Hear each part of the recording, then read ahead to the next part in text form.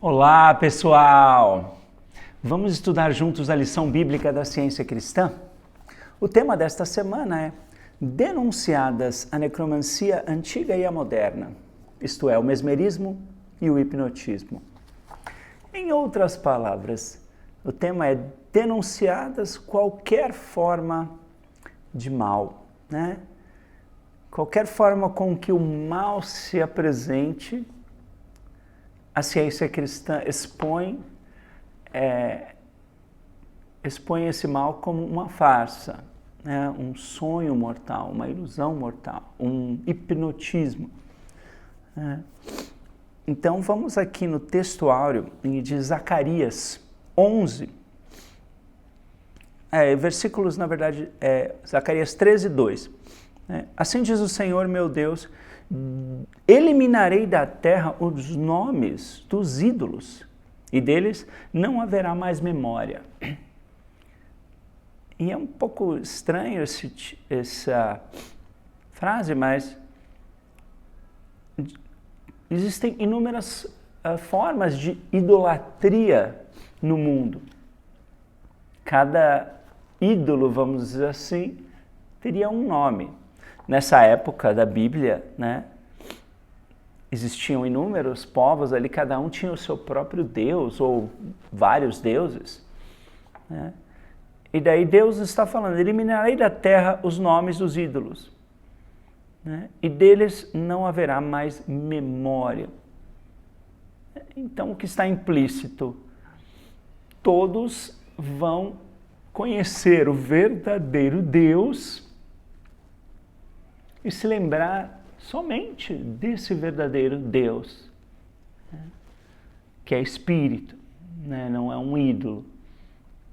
Pelo menos assim que eu entendi. Na leitura alternada, né? Salmo 74, versículo 10, diz assim, até quando, ó Deus, o adversário nos afrontará? Acaso blasfemará o inimigo incessantemente o teu nome? E é uma pergunta que às vezes a gente se faz, até quando vamos ter adversidades? E aqui o nome adversário, depois a gente vai aparecer mais na lição. Quem ou o que é esse adversário? Né? Mais adiante, ora Deus, meu rei, é desde a antiguidade. Ora, Deus, meu rei, é desde a antiguidade. Ele é quem opera feitos salvadores no meio da terra. Então, Deus é quem faz, Deus é quem opera. E tudo o que Ele faz são feitos salvadores para a nossa salvação. Em seguida, tu, com o teu poder, dividiste o mar, esmagaste sobre as águas a cabeça dos monstros marinhos. Eu achei interessante essa ideia. Pelo que eu entendo, eles acreditavam que existiam monstros marinhos nessa época. Olhavam o mar e talvez uma baleia, né, seria esse monstro marinho. Ou talvez existiriam outros monstros na imaginação deles. Né? E o que hoje em dia nós não acreditamos em monstros marinhos. Porque já foi estudado o mar e se sabe mais ou menos o que ele tem e não se encontrou monstros marinhos. Então hoje sou estranho para nós. Mas a mesma coisa na ciência cristã, né? Hoje o mundo acredita em muitos monstros chamados doenças, né? E teme essas doenças, acredita, estuda essas doenças e são monstros de certa forma para os seres humanos.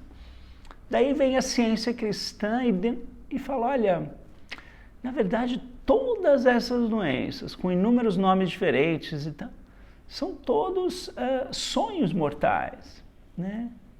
Ilusões mortais, hipnose, uma forma de hipnose não são realidades, né? Não fazem parte da criação de Deus. E o mundo se choca, fala, não, mas são sim, eu já senti, não, tal pessoa morreu dessa doença, e argumenta a favor desses monstros, né? E daí a gente aprende na ciência a só argumentar a favor do bem, né? Da saúde, da harmonia, de Deus e sua criação perfeita, porque essa argumentação nos traz a consciência desse bem e a demonstração desse bem. Mais adiante lemos em Romanos 16, 17. Rogo-vos, irmãos, que noteis bem aqueles que provocam divisões e escândalos, em desacordo com a doutrina que aprendestes. Afastai-vos deles. Então, o que provoca divisões e escândalos? Pensamentos que não vêm de Deus. Então, aqui a gente, na ciência cristã, a gente percebe que tudo que está por trás do erro são pensamentos ruins. Em vez de personalizar o erro, falar, não, é aquela pessoa que está causando escândalos e divisões, ou aquelas pessoas, aquele grupo de pessoas, aquele partido, e fala, não, vamos mais a fundo, são os pensamentos errados que estão causando divisões e escândalos, né? E vamos combater esses pensamentos que não vêm de Deus. E vamos afirmar uma mente divina que é Deus e que nos dá só bons pensamentos. Pensamentos que não causam divisões e escândalos, mas causam harmonia, paz, né, cooperação. Quero que sejais sábios para o bem e simples para o mal. Aqui também é interessante se pensar. Sábios para o bem. Saber o bem, né, simples para o mal, seria não conhecer o mal. Não ficar investigando o mal. Não ser sábio para o mal, ou seja, não querer conhecer o mal, né? E, de certa forma, essa é uma diferença entre a medicina espiritual da ciência cristã e a medicina material, né, aplicada no mundo. Que a medicina material procura se conhecer a doença, ou seja, ser sábio para o mal. E a ciência cristã busca, não, vamos ser sábios para o bem, vamos conhecer a saúde. Quem é a saúde? Quem é a fonte da saúde? Vamos ser sábios para o bem. Então, em vez de ficar conhecendo o pecado, vamos conhecer a santidade.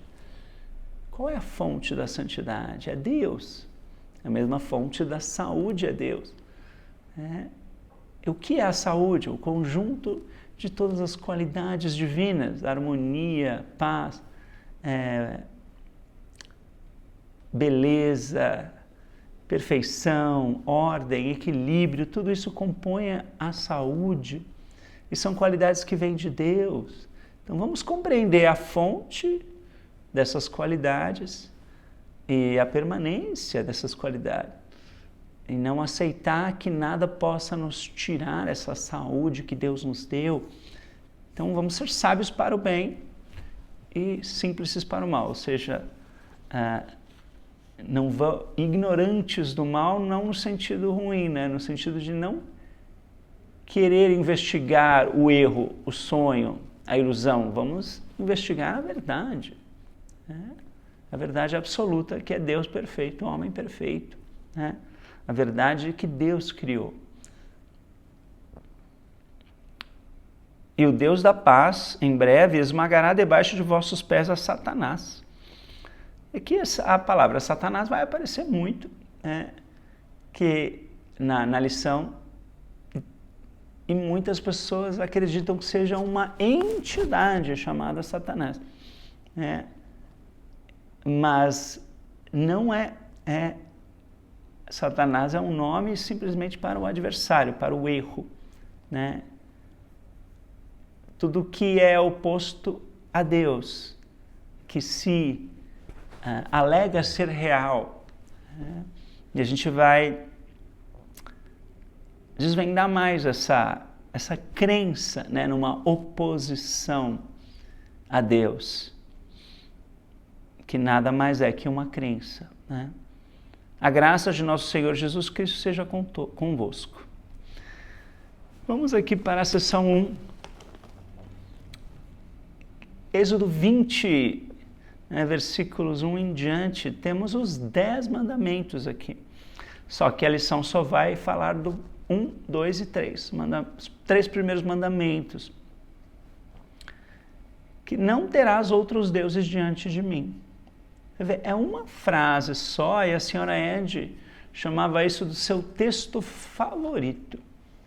Por que será que era o texto favorito de Mary Baker Eddy?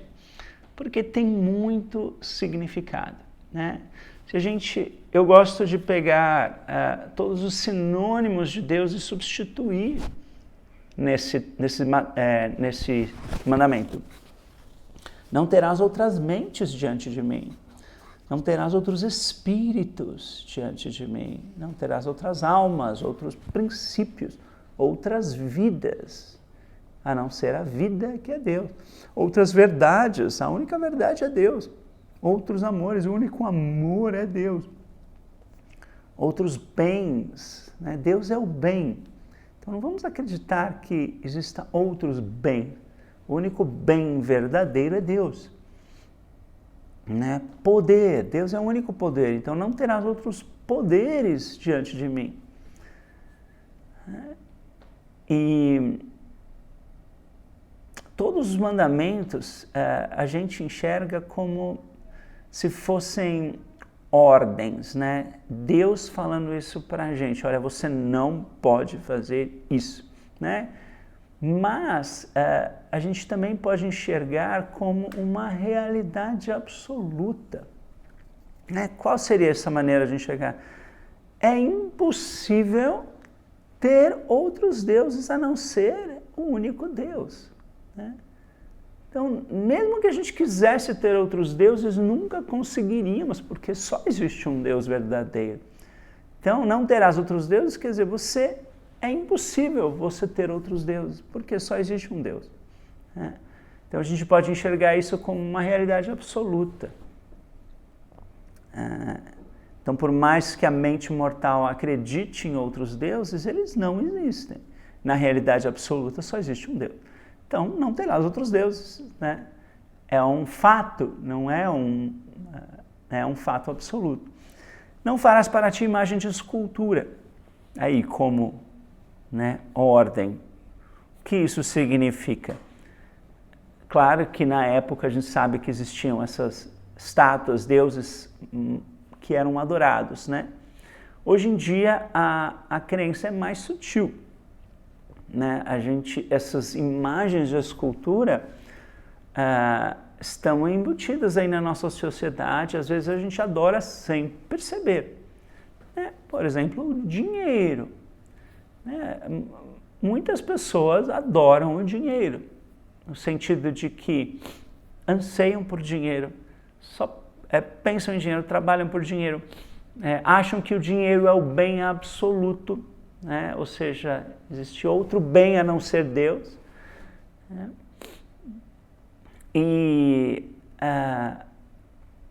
Então é uma forma de idolatria. O corpo, né? Você idolatrar o corpo, existem diversas maneiras de idolatrar o corpo, seja para o bem ou seja para o mal. Então, por exemplo, se você é um fisiculturista, então você está lá malhando todos os dias para ter aquele corpo bonito, pode ser simplesmente um esporte, né?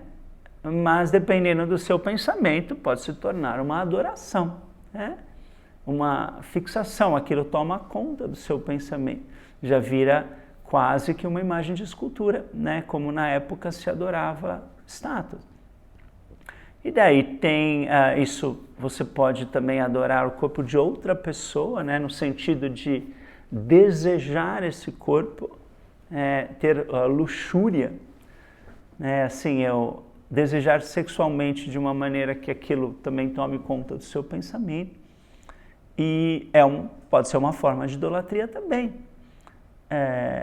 E o negativo é você talvez desprezar o seu corpo,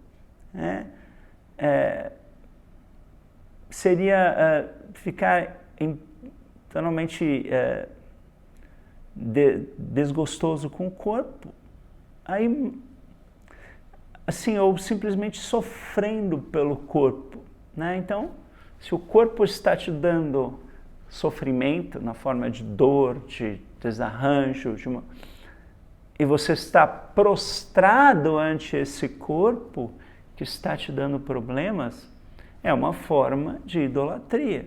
Você está servindo a esse corpo material, idolatrando esse corpo.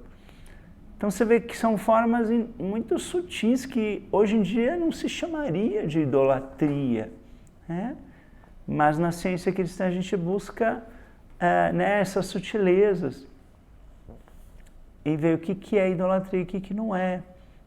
A sorte, as pessoas que apostam, você está idolatrando a crença na sorte e no azar, a crença nessa aleatoriedade. E é justamente uma crença que tem dois lados. Eu posso ter sorte hoje, posso ter azar amanhã. Então, na ciência cristã buscamos a Deus, o bem infinito, Deus já me dá todo o bem. Deus é a fonte infinita do suprimento, da alegria. Se eu for depender da sorte para me dar o bem, eu vou estar aceitando a crença de que o azar vai me dar o mal, Então, eu não quero aceitar a crença no azar, então eu não posso aceitar a crença na sorte também, que é o outro lado da mesma moeda, Então, assim por diante, você vê como é muito importante a gente pensar nessas coisas, porque às vezes a gente pode estar idolatrando sem perceber, violando esse mandamento de certa forma. E o lado de afirmação seria que talvez a ideia de Deus não vá fazer imagem disso. Nós já está embutido talvez na nossa natureza, não talvez, já está embutido na nossa natureza divina o ter um só Deus, o não idolatrar, Talvez, se a gente enxergar isso como uma verdade absoluta, você não pode fazer imagem de escultura. Você não pode se desviar do único Deus, porque você vive, se move e existe em Deus. Podemos pensar assim, já no terceiro mandamento, não tomarás o nome do Senhor teu Deus em vão. Eu lembro quando eu era pequenininho, eu aprendia na escola dominical esse mandamento. Ele me parecia assim um pouco mais vazio, Porque, tá bom, eu não posso ficar falando o nome de Deus em vão, que era muito comum, ainda é, falar Deus, assim, que se Deus quiser, não, que vai com Deus, ou, não sei, ficar falando o nome de Deus à toa, Eu achava que significava somente isso. E, não sei, para mim era um pouco pobrinho esse mandamento, nesse sentido,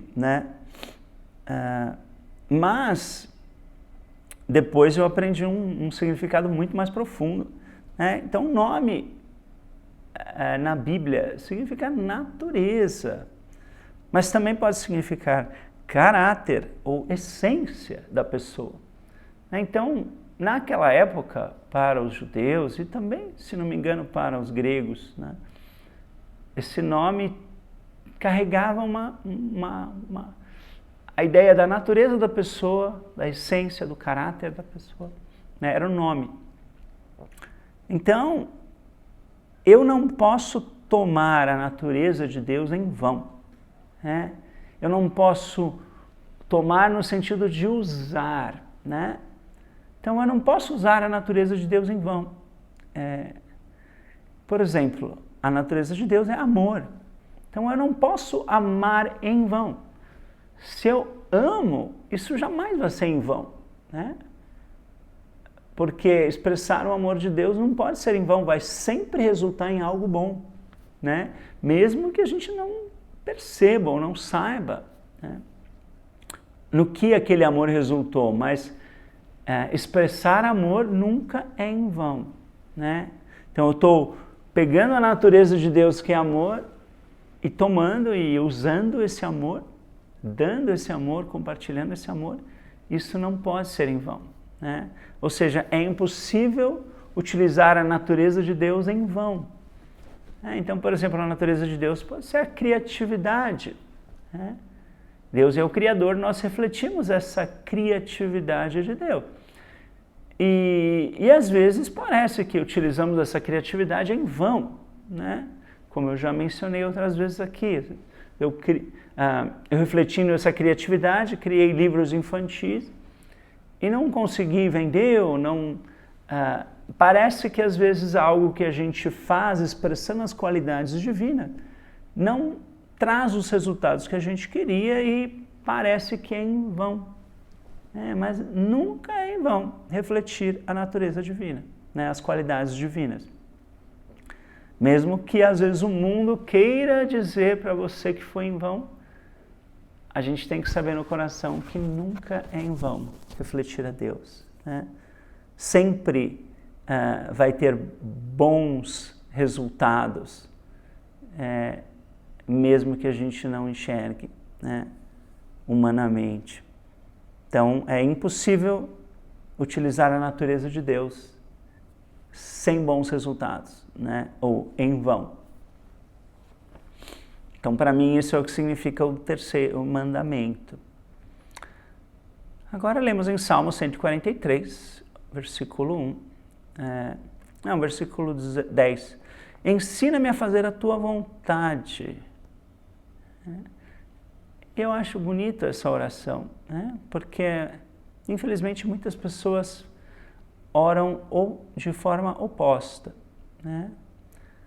Aqui o trecho 1 fala: atende, Senhor, a minha oração, dá ouvidos às minhas súplicas.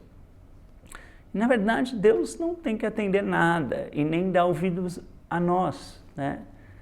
Nós que temos que dar ouvidos a Deus e atender a Ele, né? O que Ele nos inspirar a fazer, né? Atender essa inspiração de Deus. Então, a gente sempre vira esse conceito humanizado de oração é corrigido na ciência cristã. Então, não é Deus que tem que nos atender e nem Ele nos ouvir. Nós é que temos que ouvi-lo e atender o que Ele nos diz. Isso é oração. E não e justamente não é a gente tentar ensinar Deus a fazer a nossa vontade. Muitas pessoas falam isso: Deus, faz isso aí, né? Me dá por favor, me dá esse namorado, ou me dá esse emprego, ou, né? Tenta convencer a Deus a fazer a nossa vontade. Explicar para Ele quão importante aquilo é para nós. Barganhar com Deus: olha, se você me der esse emprego, eu juro que vou fazer isso ou aquilo. Então não temos que ensinar nada para Deus, é Ele que vai nos ensinar a fazer a vontade dEle.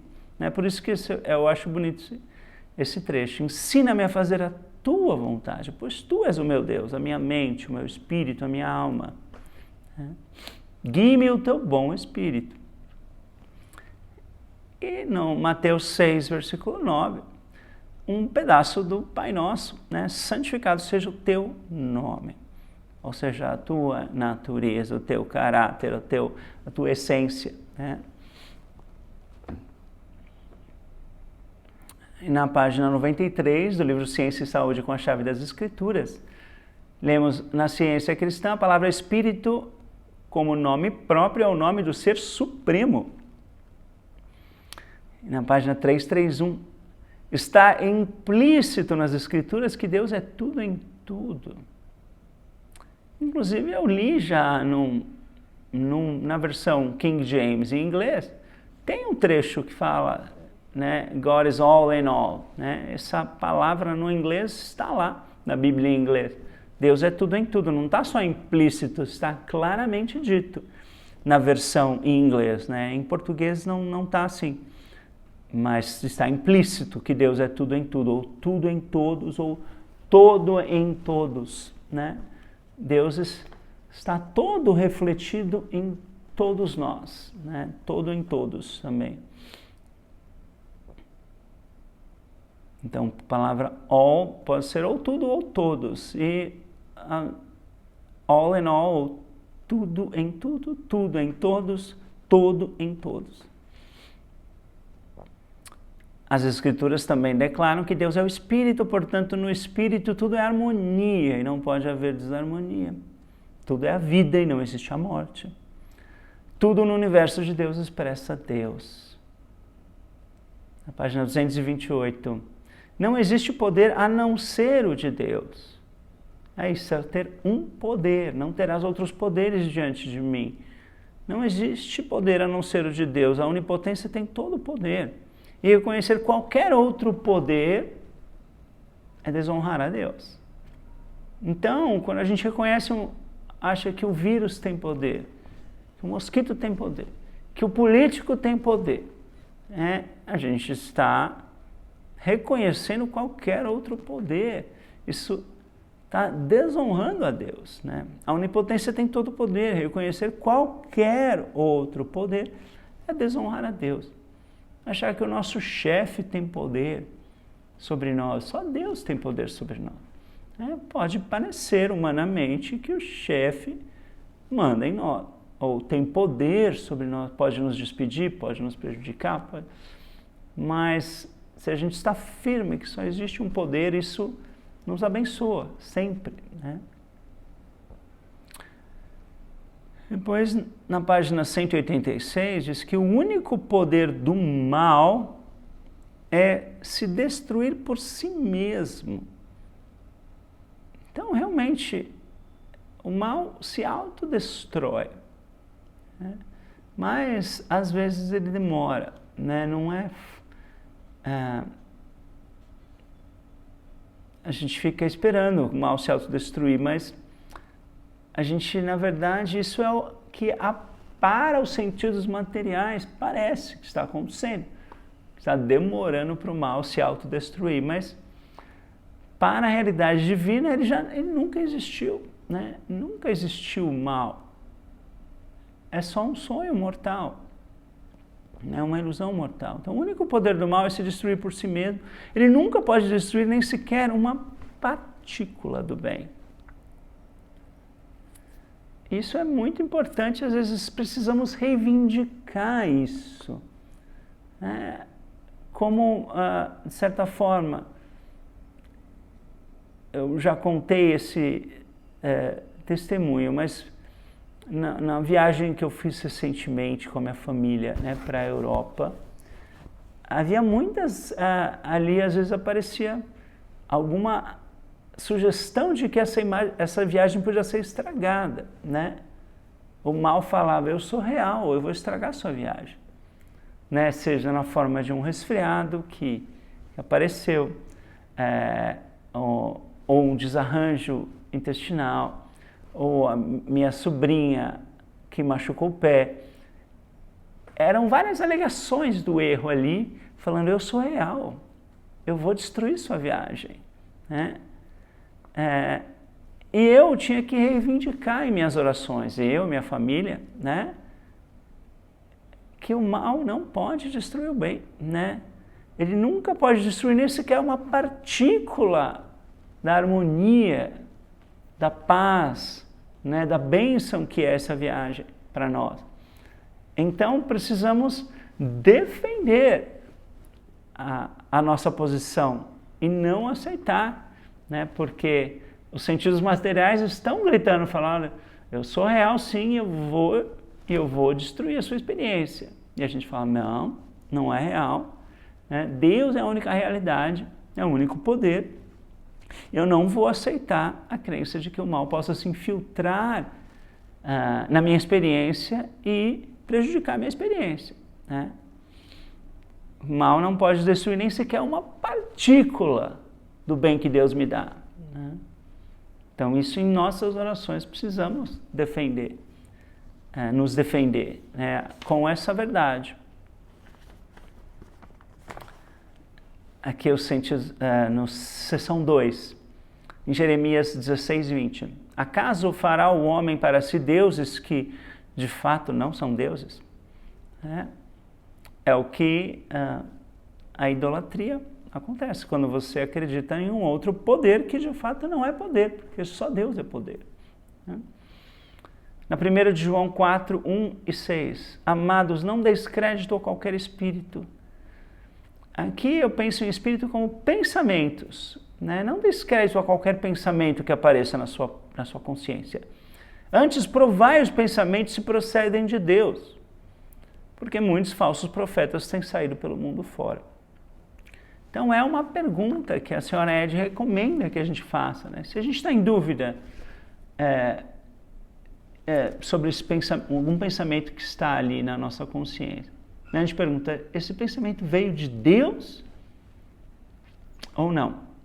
Se não veio de Deus, a gente expulsa o pensamento. Se veio de Deus, a gente acolhe. E às vezes não é tão fácil, né, saber se esse pensamento veio de Deus. Mas tem algumas, se a gente conhece a natureza de Deus, vai ser mais fácil, por isso que é importante conhecer Deus, né? Então, por exemplo, se é um pensamento de medo, pode ter vindo de Deus, né? Deus daria para a gente um pensamento de medo? Não, porque Deus é amor e no amor não existe medo. Antes, o perfeito amor lança fora o medo. Então, se é medo, a gente já sabe que não veio de Deus, porque de Deus só vem coragem, né? Só vem paz, só vem harmonia, né? Então, não está de acordo com a natureza de Deus esse pensamento. Então, não pode ter vindo de Deus, né? É um pensamento de ódio? Impossível ter vindo do amor, que é Deus, né? Um pensamento de mágoa, né? Deus não tem mágoa de seus filhos, Deus é puro amor. Então, se é um pensamento de raiva, de mágoa, é pensamento humano que não veio de Deus, né? Então não vamos acolher. E assim por diante, temos que estar alertas, né? Não dar crédito a qualquer pensamento, antes provar os pensamentos para ver se eles vêm de Deus ou não. E já não aceitar que tais pensamentos sejam seus. Só pode ser seu o que Deus te deu. Se Deus não te deu, não é seu, né? Por mais que a gente ache que é nossos pensamentos, é a crença numa mente mortal separada de Deus que pensa coisas erradas. Não é você, né? É uma crença, né? A crença no homem mortal. Em Efésios 6, 11. Revestivos de toda a armadura de Deus. E no Ciência e Saúde fala, né, que revestidos com a armadura do amor, com A maiúsculo, amor que é Deus, estás protegido do ódio humano, né? Ou de qualquer crença humana.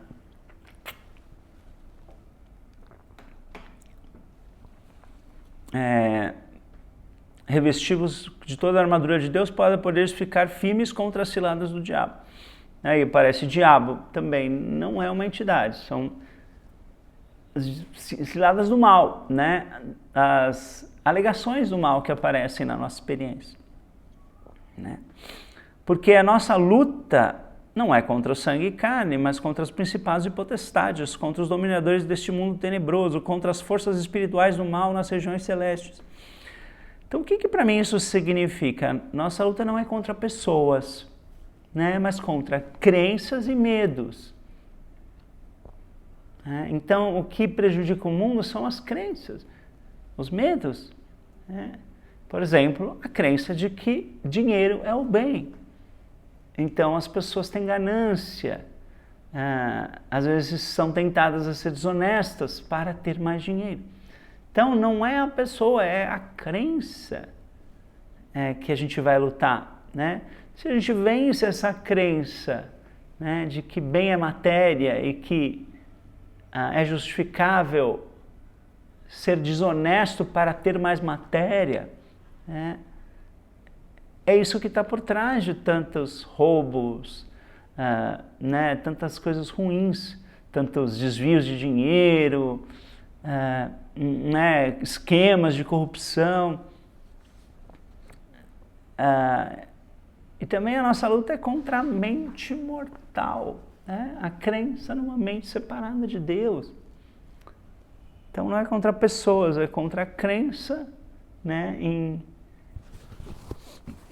uma mente mortal, né? Essas forças espirituais do mal nas regiões celestes poderia ser justamente mental, né? Ele chamou de espiritual, mas a gente sabe que espiritual é só o bem. É o que vem do Espírito, que é Deus, né? Aqui, penso que ele está querendo dizer que não é material, simplesmente são crenças, são coisas mentais, né? Que a gente luta contra. Portanto, tomai toda a armadura de Deus para poder resistir no dia mau. O que é o dia mau? É qualquer dia em que possa apareçam alegações do mal, né?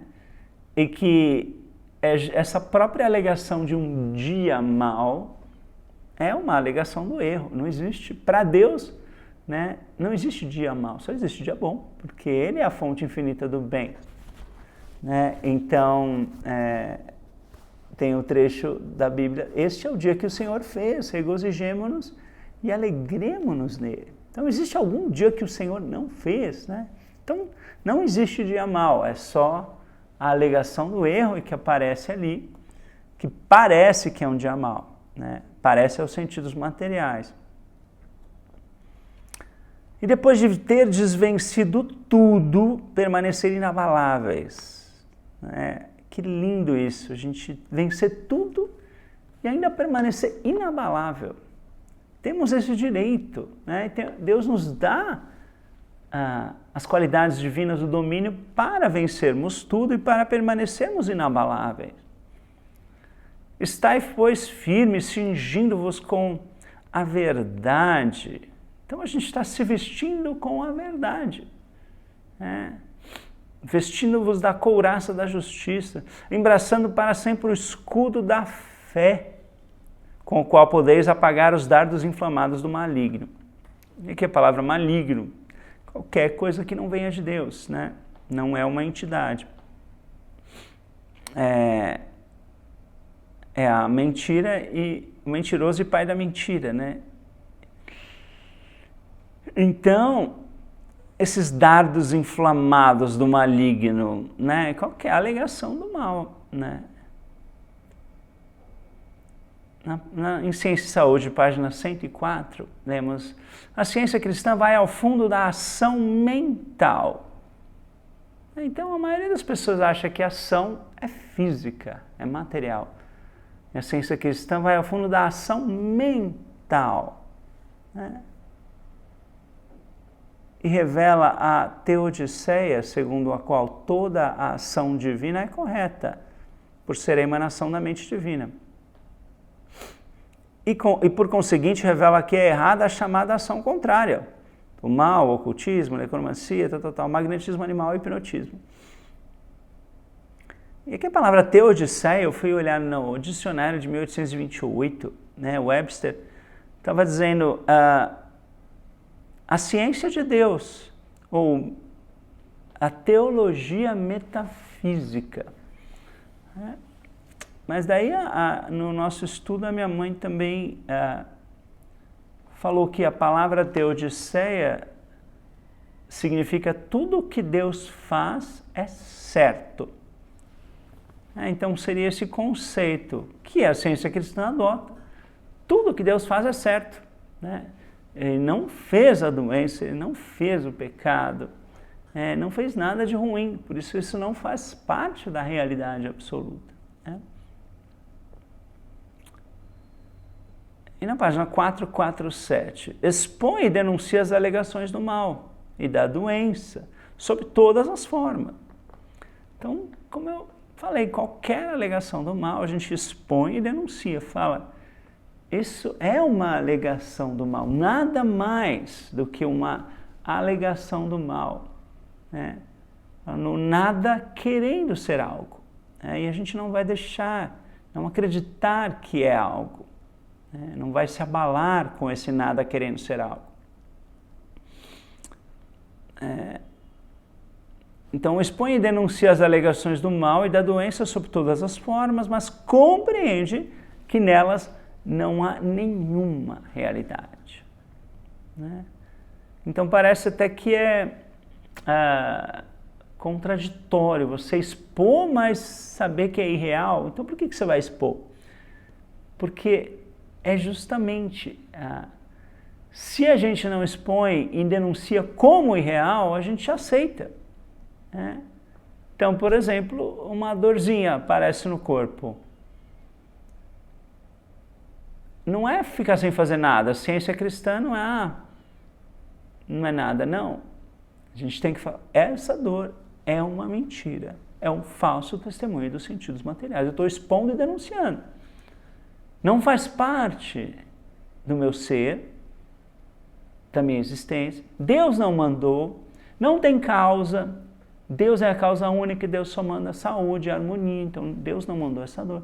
Então, isso é expor e denunciar, né? Uma forma de expor e denunciar. Deus vai sempre te dar inspiração de como se defender do erro. Não é uma fórmula, mas esse fato de expor e denunciar o erro sob qualquer forma que ele se apresente, mas compreende que nesse erro não há nenhuma realidade, né? Por quê? Porque você vai saber que toda a realidade está em Deus e sua criação harmoniosa e eterna. Na página 450, o cientista cristão se alistou. Então, a palavra se alistou geralmente é usada para o exército, né? Ou para a marinha ou para a aeronáutica, mas assim, você vai se alistar para quê? Então, nós, cientistas cristãos, nos alistamos para minorar o mal, diminuir o mal, não exaltar o mal, diminuir o mal, a doença e a morte.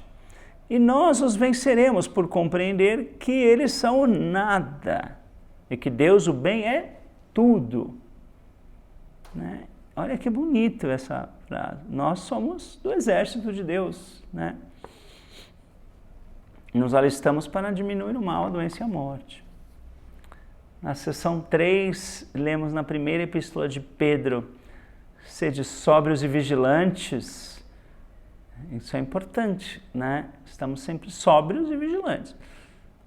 O diabo, no vosso adversário, anda em derredor, como leão que ruge procurando alguém para devorar.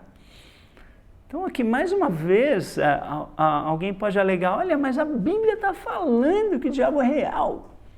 Não, isso você pode interpretar se você quiser, sim, mas a ciência cristã interpreta isso como simplesmente qualquer alegação do mal, né?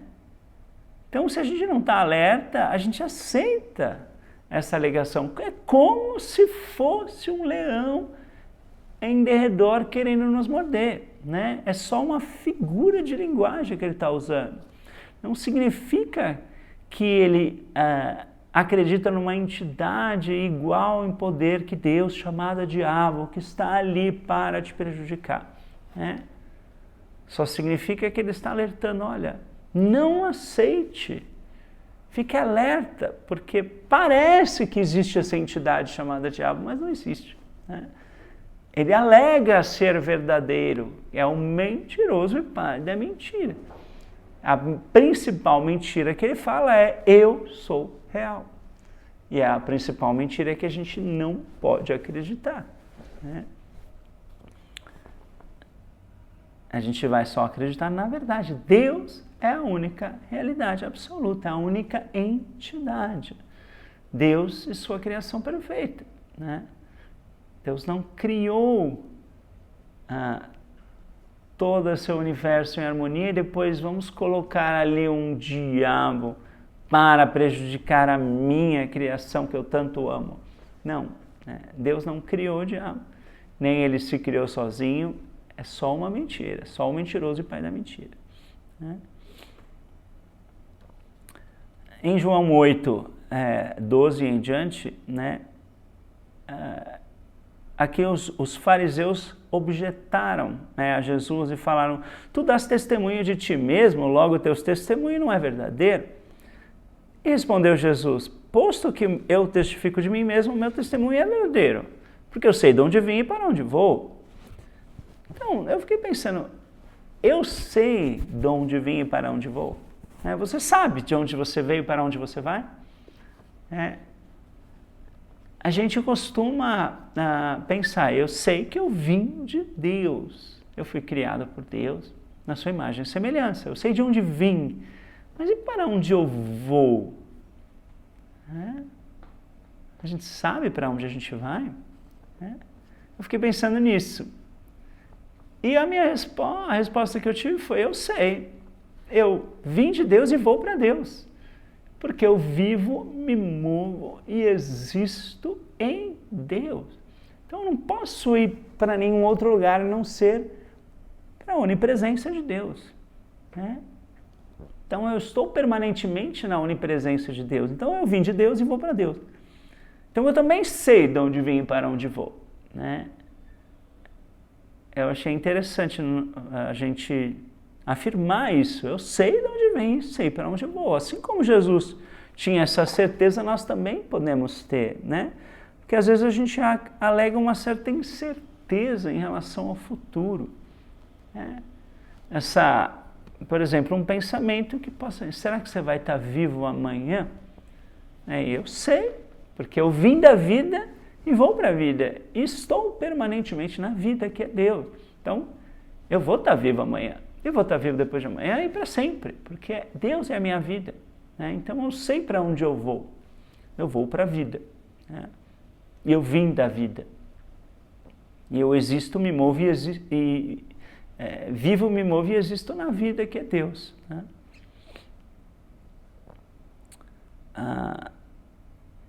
E daí, por isso que Jesus falou para esses fariseus, né? Vós sois do diabo, que é o vosso pai, e quereis satisfazer os desejos.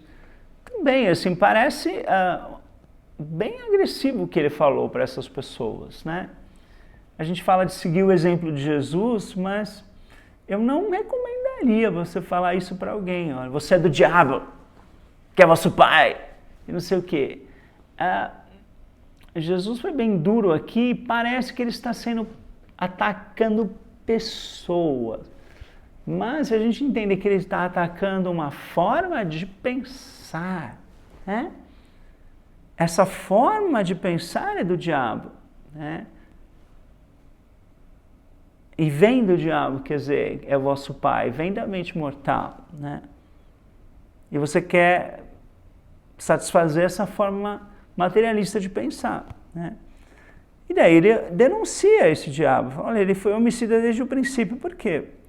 Lembra que tem um trecho do Sem Saúde que fala: o pecado, todo pecador é um homicida, é um suicida, né? O pecado mata o pecador e continua a matá-lo enquanto ele pecar. E aqui está falando de homicida, né? Esses pensamentos que não vêm de Deus, essa forma materialista de pensar, é homicida. Mata e se suicida também, né? Mata e morre. Ele foi homicida desde o princípio e jamais se firmou na verdade, porque nele não há verdade, né? No diabo não há verdade, na mente mortal não há verdade, só existe a mente divina, né? Quando ele profere mentira, fala do que ele é próprio, porque é mentiroso e pai da mentira. E se a gente pensar, né, naquele trecho do Sem Saúde que fala que o senso corpóreo é a serpente. O senso corpóreo é o mentiroso e pai da mentira. Então, tudo que os sentidos materiais nos dizem é uma mentira, de certa forma. Né? Porque a verdade absoluta é espiritual. Então, tudo que a matéria diga não é verdade, né? No absoluto. Né? A realidade absoluta é espírito e suas ideias espirituais. Né? Deus perfeito, homem perfeito. Então, tudo que os sentidos materiais mostram, que nós somos materiais, imperfeitos, separados de Deus, tudo isso é mentira. Né? E os sentidos materiais é o mentiroso e o pai da mentira. Né?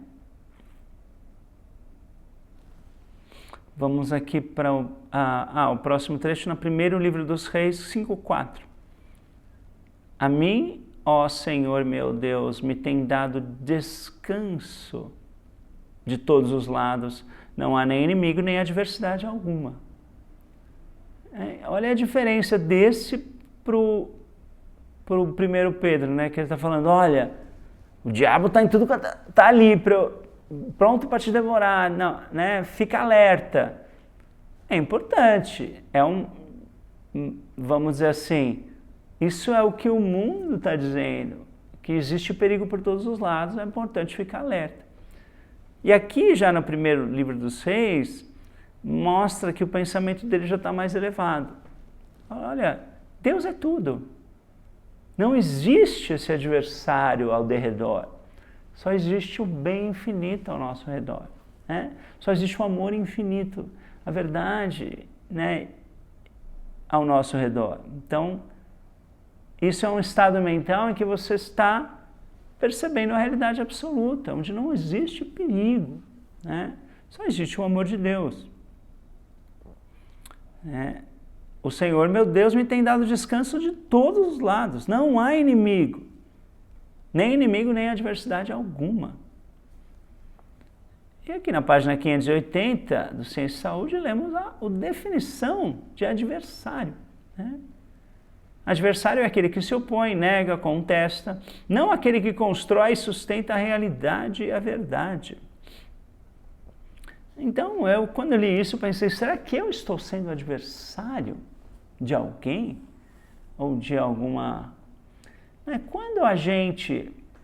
Então, por exemplo, na época das eleições, né, que o pessoal, cada um ficava de um lado, né, nas últimas eleições presidenciais, existia uma divisão muito forte entre direita e esquerda, né, Lula e Bolsonaro, ataques mútuos, né, e cada um de nós que escolheu um dos lados, às vezes entrava em brigas na internet. Né?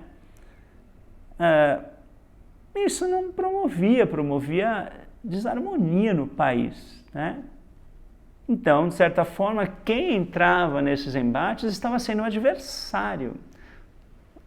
Né? Você estava aceitando essa mentalidade de dois adversários, né? E não estava construindo um país harmonioso, estava construindo um país litigante. Né? Então, eu acho importante a gente não só estar alerta contra essa crença de que o outro possa ser o adversário, ou um diabo possa ser adversário, ou nós sermos adversários. Né? Se a gente está com essa mesma mentalidade litigante, de brigar, de que o outro está errado, eu estou certo, e que não sei o que, vamos brigar, vamos discutir, vamos não sei o que. Né? A gente pode simplesmente expor ideias com civilidade, né? Expor suas opiniões humanas, falar, olha, eu vou votar em tal candidato por causa disso. Eu não gosto do outro candidato por causa dessas atitudes e tal, mas com civilidade, com respeito, né? Não num tom litigante, né? Sim, procurando construir um diálogo com o outro e não brigar com o outro, né? Aqui na página 71, lemos, o mal não tem realidade, não é pessoa, nem lugar, nem coisa, mas simplesmente uma crença, uma ilusão do senso material. Cara, isso é incrivelmente importante, esse trecho, né? Então, voltando ao tema da eleição, né? Se eu estava aqui do lado votava em Lula, eu achava que o mal era a pessoa de Bolsonaro. E quem estava do lado de Bolsonaro achava que o mal era a pessoa de Lula, né? A gente sempre acha que o mal é pessoa. Mas aqui está falando, olha, o mal não é pessoa, nem lugar, nem coisa, mas simplesmente uma crença, uma ilusão do senso material. Né? Então, se o mal não é pessoa, não vamos brigar com pessoas. O mal são pensamentos ruins.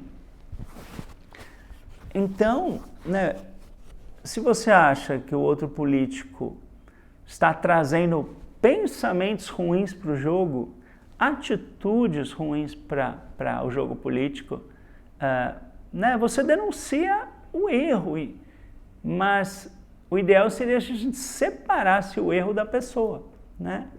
Olha, tal político, ele foi acusado de tais crimes, eu não acho correto votar numa pessoa acusada. E assim por diante, né? Você denuncia o erro e em nossas orações o ideal seria se a gente está orando pela pessoa, né? Separando o erro da pessoa, sabendo que Deus ama a pessoa, né? Deus ama Lula, Deus ama Bolsonaro, Deus ama todos os apoiadores de Lula e todos os apoiadores de Bolsonaro, né? Deus é amor, ele inclui a todos no seu amor, né? E a gente pode saber que o amor divino corrige e governa o homem. Isso é uma atitude mais construtiva do que entrar na briga, a gente sair da briga e pensar nesse amor divino abraçando a todos, né? Claro que o ambiente político hoje é diferente, mas ainda está latente muito ódio, né? E que talvez no ano que vem, nas eleições presidenciais, esse ódio venha à tona de novo. É importante a gente estar contribuindo, né, sempre por uma atmosfera mental saudável, né? E essa atmosfera vai estar sempre com amor, né? Nunca com ódio. A gente só vai contribuir se amarmos, ou seja, se separarmos o erro da pessoa, né? Então o mal não é pessoa. Então, se o mal não é pessoa, eu não vou odiar a pessoa. Porque se eu odeio ele, eu estou sendo... Primeiro, não é eu, é a mente mortal que odeia, né? É uma mente mortal odiando outra mente mortal. Uma mente mortal odiosa e uma mente mortal desonesta. Então, se você acha que ele é uma mente mortal desonesta, você fala, não, vamos separar essa crença numa mente mortal da pessoa, do Filho de Deus.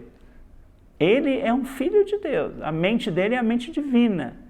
Essa é a verdade sobre ele. Parece que ele está tendo pensamentos que não vêm de Deus e tendo atitudes incorretas. Mas isso não faz parte do ser criado por Deus. É uma alegação do erro, de que ele é um homem mortal, separado de Deus, que pensa errado e age errado. Eu não vou aceitar essa alegação. Eu vou enxergar por trás dessa alegação. Vou ver o Filho de Deus ali onde parece que existe um político desonesto, né? Isso como um exemplo, não só um político, qualquer pessoa na sua vida. Pode ser o seu patrão, pode ser o seu namorado, pode ser quem for, né? A gente está enxergando a realidade divina ali por trás, né? Por trás da aparência de uma pessoa com algum problema. Então, o mal não é pessoa, nem lugar, nem coisa. E daí a gente pode, né, aqui em São Paulo, por exemplo, tem uma área denominada Cracolândia, né? Que para a maioria tem muitas tentativas de se desfazer, né? Mas era um lugar onde a maioria dos viciados em crack ficavam, e era considerado um lugar muito perigoso, e as pessoas evitavam passar por lá, e ali a região é desvalorizada, tal, e já está tendo um esforço para acabar para mudar isso, mas independente, acreditava-se que o mal era um lugar, né? Aquela região da Cracolândia vamos dizer assim, eu vou ter medo de passar lá, porque eu estou achando que o mal é um lugar. Assim como tem pessoas que acham que a favela, né, o mal é um lugar. Eu não vou para a favela, imagina, é impossível, né, é perigoso. Então, sem querer, você está achando que o mal é um lugar, né? E tem pessoas que têm medo pessoas do interior têm medo de vir para São Paulo, de ir para o Rio de Janeiro, porque acham que ali é o mal, vão ser assaltados, vão ser, né? E o mal não é lugar, né? Então é importante a gente não aceitar isso, e não é coisa, né? Eu acho que, assim, uma das alegações mais fortes de que o mal é coisa é as drogas, né? Então, por exemplo, a nicotina é uma droga que está nos cigarros, né? E que supostamente tem poder de escravizar milhões de pessoas no mundo. Então, milhões de pessoas, nesse momento, estão fumando, estão acendendo cigarro, comprando cigarro. Aparentemente, estão escravizadas pela nicotina. Então, para os sentidos materiais, parece que o mal é coisa. É nicotina, né? É uma das formas de mal. Mas nós, com esse trecho, podemos falar, o mal não é coisa. Ou seja, apesar dos sentidos materiais alegarem que a nicotina tem poder de escravizar os filhos de Deus, isso é uma grande mentira, né? A nicotina não tem poder, porque a matéria não tem poder. É só a mente mortal coletiva acredita que a nicotina tem poder de escravizar, e é isso que acaba acontecendo, porque, né, a matéria em si não tem poder, mas a crença coletiva que dá poder àquela matéria, se você não se defender, você entra nisso, né? E quantas pessoas que conhecem a ciência cristã não param de fumar, né? Pararam de fumar. Por quê? Porque nas nossas orações compreendemos que Deus é o único poder que existe. A nicotina não tem poder, né? E nós somos 100% espirituais. A nicotina não tem poder de entrar no nosso ser e nos escravizar, né? Nós não somos um pedaço de matéria com um cérebro, né? Acredita-se que a nicotina tenha algum poder sobre o cérebro, vamos dizer assim, né? Assim como outras drogas. E não podemos aceitar que o mal é coisa, né? Eu dei o exemplo da nicotina, mas pode ser qualquer outra droga, né? Seja o álcool, seja cocaína, crack, maconha, qualquer coisa, né? O mal não é coisa, né? Ou achar que o mal é uma arma, por exemplo, né? Então, o mal não é coisa. Vamos saber isso. O mal não é pessoa, nem lugar, nem coisa. Mas simplesmente uma crença, uma ilusão do senso material. E daí eu já achei importante na minha vida também falar isso sobre o bem. Porque às vezes a gente acredita que o bem é pessoa, ou lugar, ou coisa. Então, o bem é a minha namorada. Se eu perco a minha namorada, eu perco o bem. Não, o bem não é pessoa, o bem é Deus, né? O bem não é lugar. Você fala, mas eu gosto tanto de morar aqui, agora o proprietário está pedindo, eu vou ter que sair, e coisa assim, eu vou perder o bem. O bem é lugar. Não, o bem não é lugar, o bem é Deus, né? E bem é coisa, o bem é o meu carro. Aí bati o carro, perdi o bem.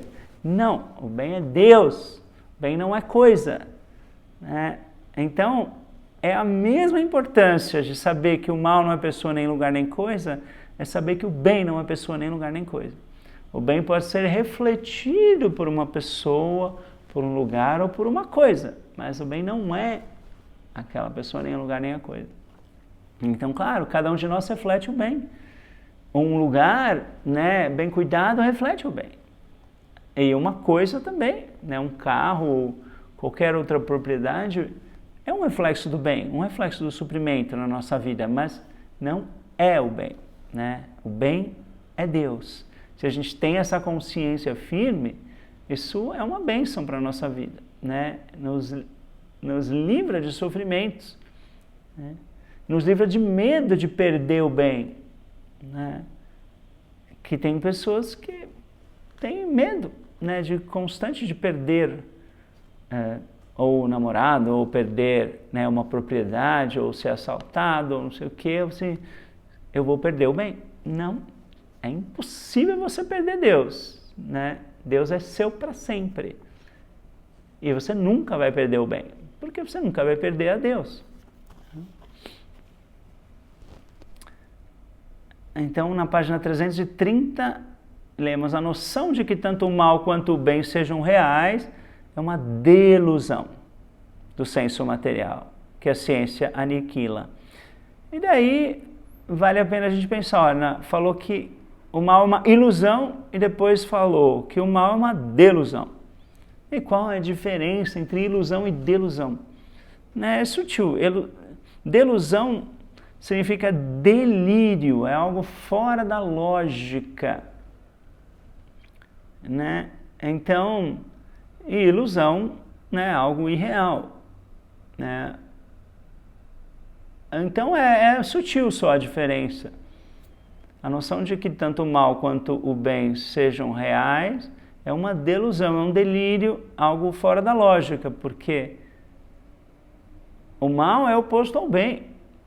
Então não é os dois que são reais, só o bem é real, né? Então por isso que a noção de que tanto o mal quanto o bem sejam reais é uma delusão do senso material, um delírio do senso material, que a ciência aniquila. O mal não é nada, o mal é o nada, não é coisa, não é mente, nem é poder. Tal como é manifestado pelo gênero humano, o mal representa uma mentira, o nada alegando ser algo, né?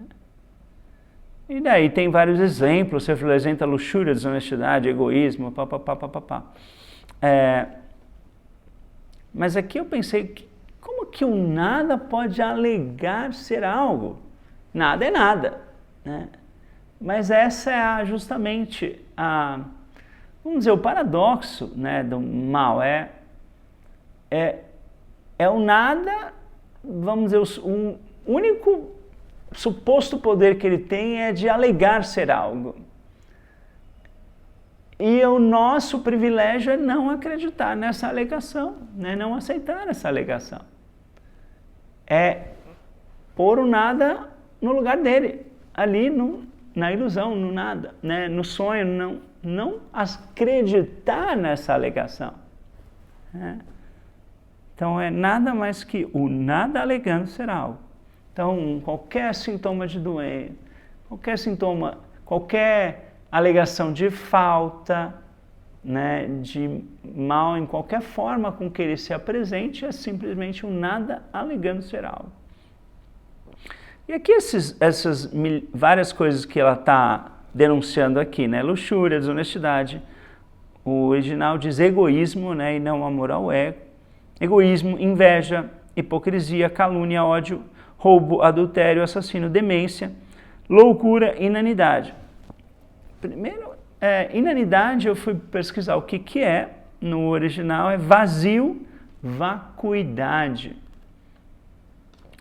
E daí também eu achava que demência e loucura era a mesma coisa.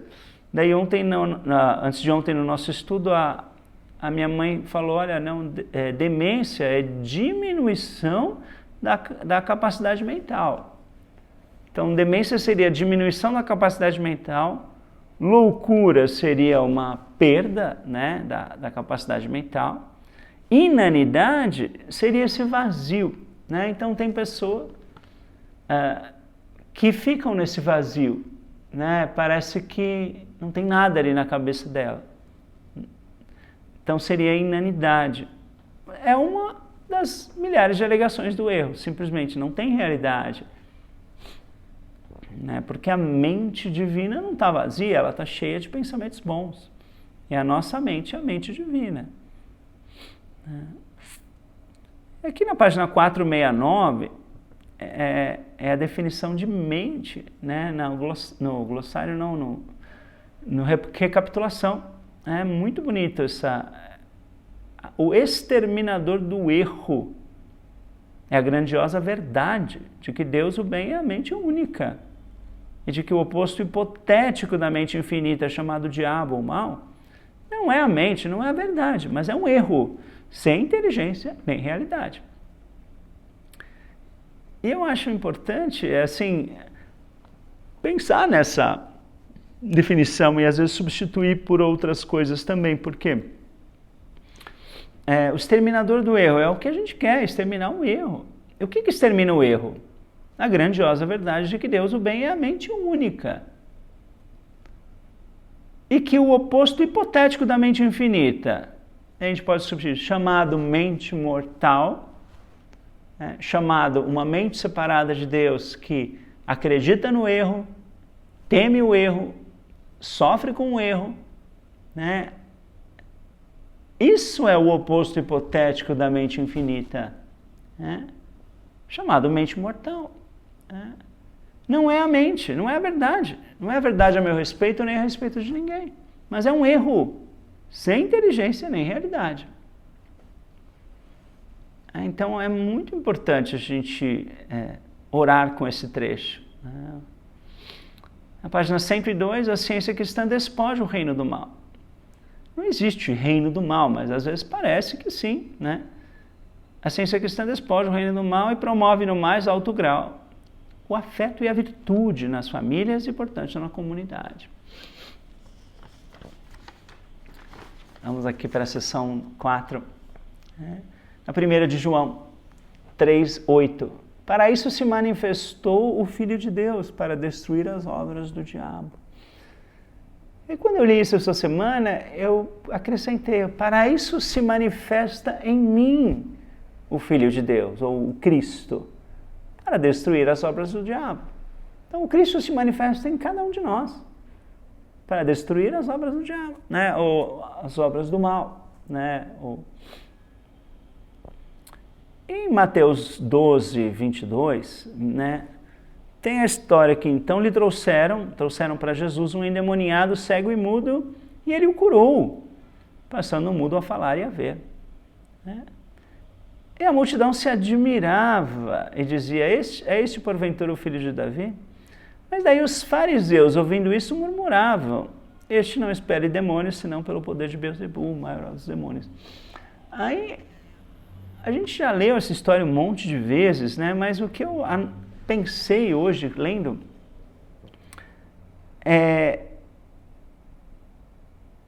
assim, todos nós gostaríamos de ver Jesus pessoalmente, né?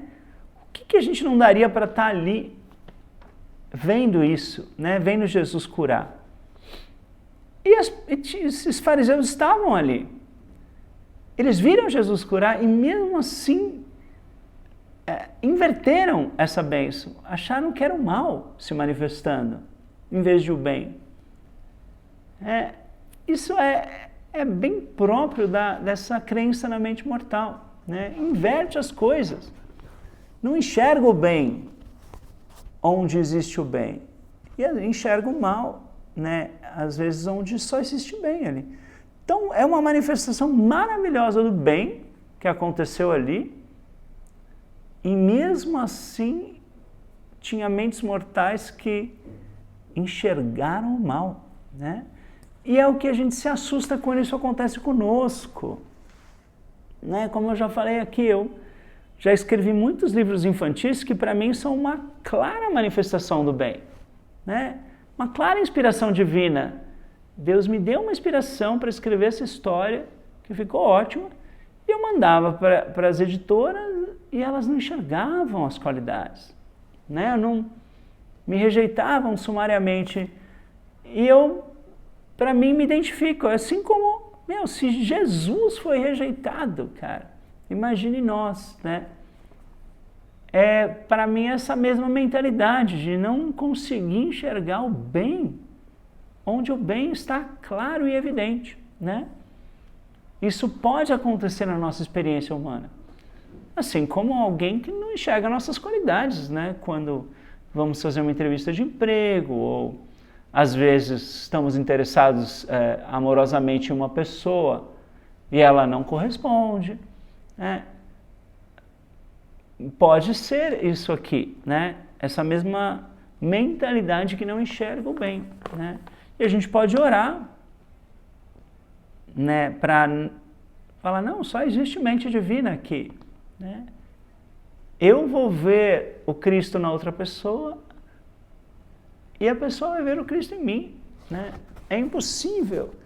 É uma alegação do mal, é uma das muitas alegações do mal, né? Que as pessoas não enxerguem o bem, mesmo quando o bem está ali evidente, né? E a gente pode orar para não aceitar isso. Só existe a mente divina aqui, só existe o Filho de Deus aqui, e nós, filhos de Deus, conseguimos enxergar o bem, conseguimos identificar o bem. Não vou aceitar a crença de que um Filho de Deus não enxergue o bem, né?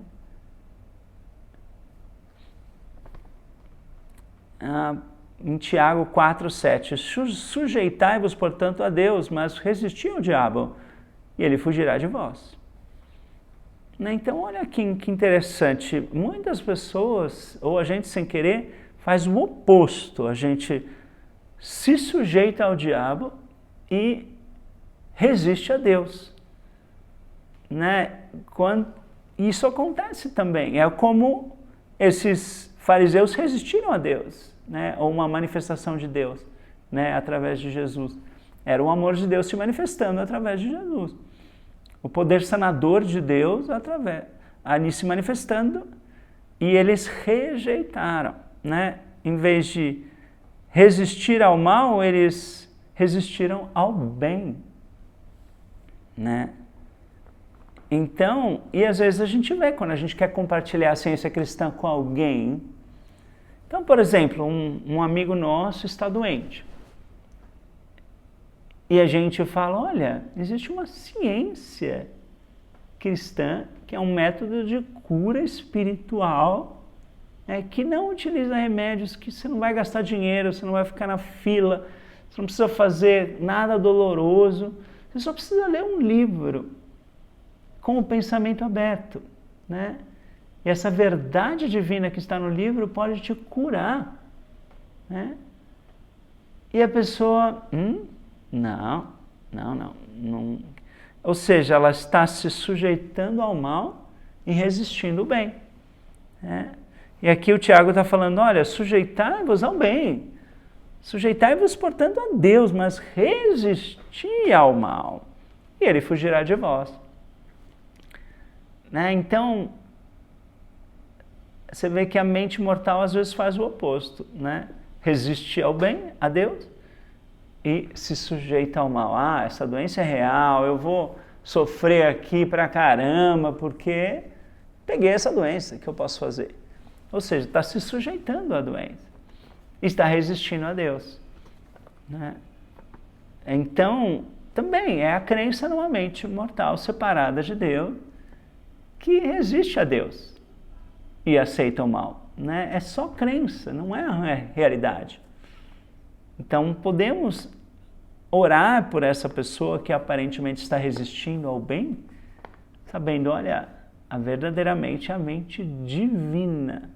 E a mente divina não resiste ao bem, ela é o bem, né? Ela é receptiva ao bem. E a mente mortal não é nada, né? É um nada alegando ser algo.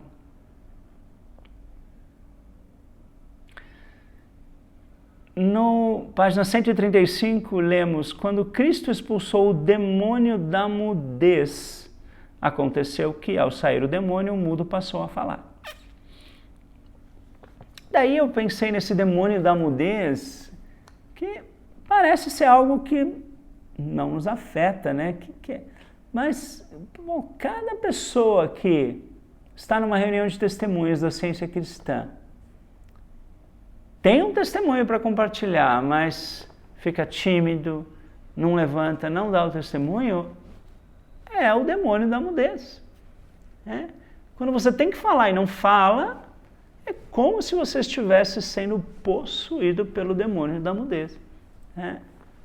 A gente sabe que não existe, não é uma entidade, mas é uma alegação do erro. Né?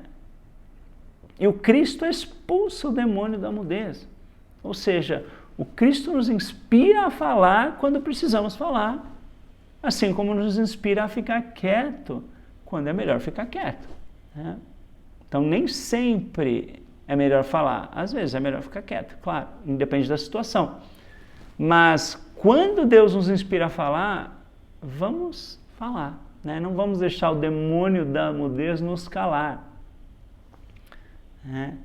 Então, ficar quieto ante o erro, não denunciar o erro, né, é uma forma de se deixar, né, o demônio da mudez tomar conta. Né? Deixar o erro, não reivindicar nossos direitos. Né? Então, também, se vamos dizer que o erro grite, né, na forma de um sintoma de doença, e a gente fica quieto, no sentido de que não nega o erro e afirma a verdade, não ora, não faz a nossa parte como cientistas cristãos, é como se a gente tivesse também sido tomado pelo demônio da mudez. Eu não estou declarando a verdade para vencer esse erro. Eu estou ficando quieto e o erro está tomando conta. Né? Então, você vê como esse demônio da mudez se toma formas, aparece na nossa experiência sem a gente perceber. Né? Isso é uma figura de linguagem. Né? Não estou acreditando que exista um demônio da mudez, é só um termo aqui que a Bíblia usou e que, de repente, a gente acha que não tem nada a ver conosco, mas pode ter. Né? Na página 494, nosso mestre expulsava os demônios, os males e curava os doentes. Ou o Cristo expulsa os demônios e cura os doentes. Deve-se também poder dizer que nós, seus seguidores, expulsamos o medo e todo o mal de nós mesmos, como de outros, e curamos os doentes. Deus cura os doentes por nosso intermédio sempre que nós somos governados por Deus. A verdade expulsa o erro hoje, tão certamente como fazia 19 séculos. Então não é nós que expulsamos o erro, é a verdade que está na nossa consciência que expulsa o erro. O nosso trabalho é encher nossa consciência da verdade. E daí a verdade é que faz o trabalho. A verdade é que expulsa o erro.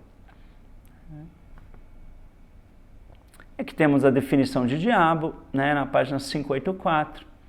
O mal, a mentira, o erro, nem corporalidade, nem mente. O oposto da verdade, a crença no pecado, na doença e na morte, o magnetismo animal, o hipnotismo. Então não está falando uma entidade real que pode te pegar a qualquer momento. Não. É um sonho, é um mal, uma mentira. Né? Páginas 351. Não podemos trazer à luz a prova prática do cristianismo, a qual Jesus requeria, enquanto o eu nos parecer tão potente e real como a verdade. Enquanto fizermos de um diabo personificado ou de um Deus antropomorfo nossos pontos de partida. Então é isso. Eu substituí a palavra erro por mente mortal. Né? Enquanto a mente mortal nos parecer tão potente e real como a mente divina, enquanto fizermos de um diabo personificado, quando odiamos, às vezes, um político, é como se fosse um diabo personificado. Ou de um Deus antropomorfo, um Deus que parece um homem, um Deus que você vai barganhar, um Deus que pode estar bravo com você, coisas assim, né? Não podemos, né, fazer um diabo pessoal nem um Deus pessoal. especialmente se considerarmos Satanás como um ser igual em poder à deidade, se não lhe for até superior. Então, tem pessoas, a gente percebe que existe uma mentalidade, né, que acredita que fala mais do diabo do que de Deus. E talvez acredite mais no diabo do que em Deus, né? E aqui está falando, não podemos fazer isso, né? Considerar Satanás como um ser igual em poder à divindade.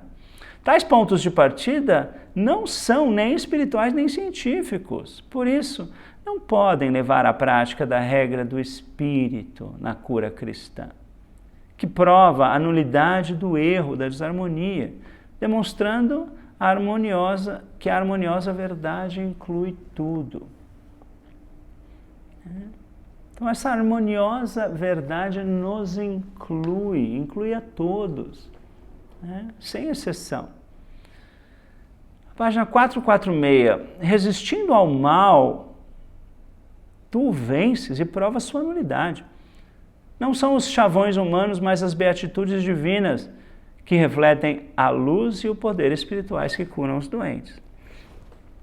E aqui a palavra em inglês para chavões é platitudes.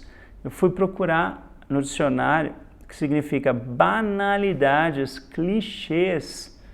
Né? Uma frase tão repetida e usada em excesso que perde o seu sentido. Então, isso são os chavões humanos. Isso acontece na ciência cristã quando, vamos dizer assim, alguém chega e fala assim, tô doente. Você fala, não é real. Pronto, só fala isso. Não, isso é um chavão, mano. Não vai curar ninguém se eu simplesmente falar não é real, né? É importante você compreender que não é real. Ajudar o outro a compreender que a saúde é a única realidade, a harmonia é a única realidade. Então não são os chavões humanos, mas as beatitudes divinas, as bem-aventuranças divinas, né? Que refletem a luz e o poder espirituais que curam os doentes. Então é muito importante a gente ter a verdade firme na nossa consciência para poder ajudar o outro, né? E não simplesmente usar chavões humanos, né?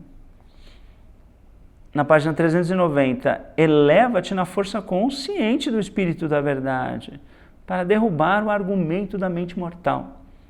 Então, cada alegação do erro é um argumento da mente mortal, né?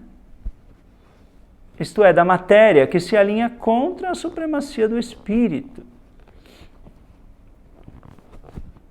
Apaga as imagens do pensamento mortal, bem como suas crenças na doença e no pecado. Então a verdade divina apaga as imagens do pensamento mortal. Então, quando fores entregue ao tribunal da verdade, ou seja, do Cristo, o juiz dirá, estás curado. Então, isso em nossas orações, a gente vai se elevar na força consciente do Espírito da Verdade. E derrubar o argumento da mente mortal,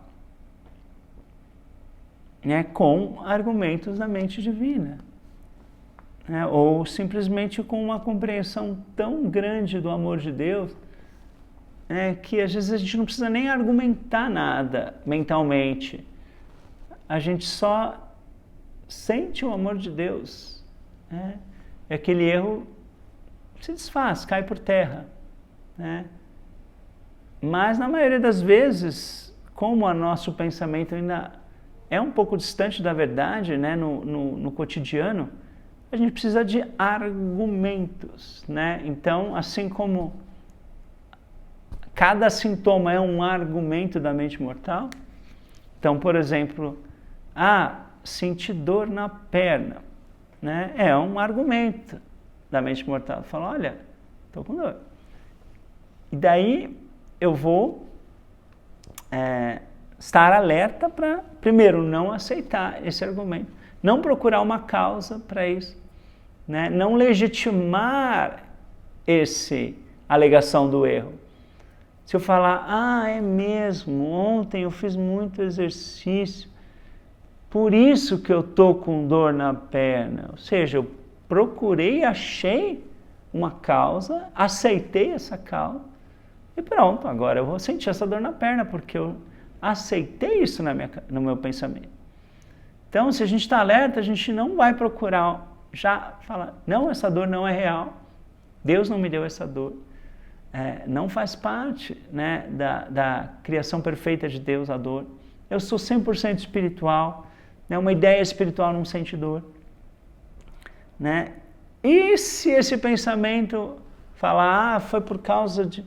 Não, Deus é a causa única, o exercício não causa dor, né? Exercitar-se, expressar as qualidades de Deus, dominar o corpo não pode causar dor, né? Então eu vou estar ali usando argumentos para não aceitar o erro, né?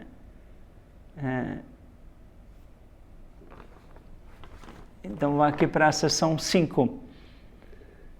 Em Sofonias 3:18, os que estão entristecidos por se acharem afastados das festas solenes.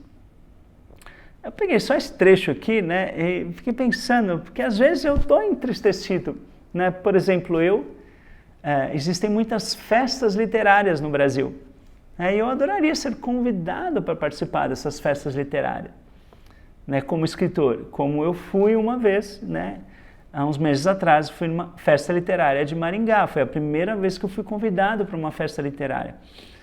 E aqui, quando veio esse trecho, os que estão entristecidos por se acharem afastados das festas solenes. Falei, nossa, sou eu. Né? E você vê, isso pode ser qualquer outra coisa, essa festa solene, qualquer algo que você considera o bem, mas você está afastado disso. Então, por exemplo, se você acha que o bem é fazer uma viagem, mas daí você não consegue juntar dinheiro ou não consegue tirar férias para fazer essa viagem. Então você está entristecido por estar afastado de algo que você almeja, né, ou considera o bem. E aqui, para mim, esse trecho fala, Deus nos consola, né? A gente saber que o bem não é uma viagem, o bem não é uma festa literária, o bem é Deus.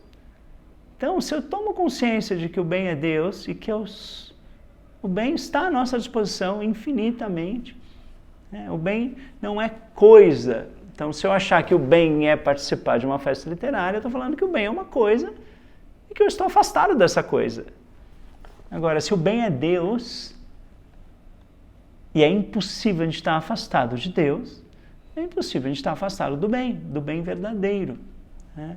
Então, a gente tem que estar sempre exercitando essa compreensão. E aqui em Lucas 13:10, tem mais uma cura de Jesus, né? Ele viu uma mulher encurvada e a curou, né? Vendo a Jesus chamando-a, disse-lhe, mulher, estás livre da tua enfermidade. Impondo-lhe as mãos, ela imediatamente se endireitou e dava glória a Deus. Então, mais uma vez, né, quem não gostaria de estar ali vendo essa cura de Jesus? E tinha pessoas que estavam ali e acharam que aquilo era ruim, né, como o chefe da sinagoga, indignado. Imagina você ver uma cura e ficar indignado. Você tem que estar completamente fora da cabeça, você está lelé da cuca para fazer isso, né? Mas algumas pessoas enxergaram o bem e viram o mal, né? Mais uma vez, né? Como eu falei, E às vezes nós achamos que estamos dando o bem e alguma pessoa enxerga o mal, né? A gente não pode se chocar, né, se isso acontecer na nossa experiência. Assim como Jesus não se chocou aqui. O chefe da sinagoga, indignado, falou, 6 dias você pode curar, mas não no sábado. E Jesus foi lá, em vez de ficar, não acredito que ele está magoado, eu fiz o bem, mas como que ele pode ter pensado isso, não sei o quê. Jesus não ficou nessa mentalidade de choque, né, com essa reação negativa, e nem mágoa. Jesus se defendeu. Olha, eu posso fazer o bem no sábado, é certo fazer o bem no sábado, E ele se defendeu, ele não se chocou com o mal, né? Assim como aquela doença era uma alegação do mal, aquela indignação do chefe da sinagoga era uma outra alegação do mal, né? E Jesus se defendeu, né? Não se chocou. E é importante a gente ter essa mesma mentalidade, né? Se isso acontecer conosco.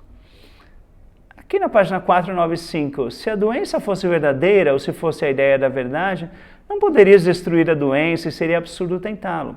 Classifique então a doença como fez o nosso mestre, quando se referiu à mulher doente como aquela a quem Satanás trazia presa. E encontra tu o supremo antídoto para o erro no poder vivificante da verdade que atua sobre a crença humana.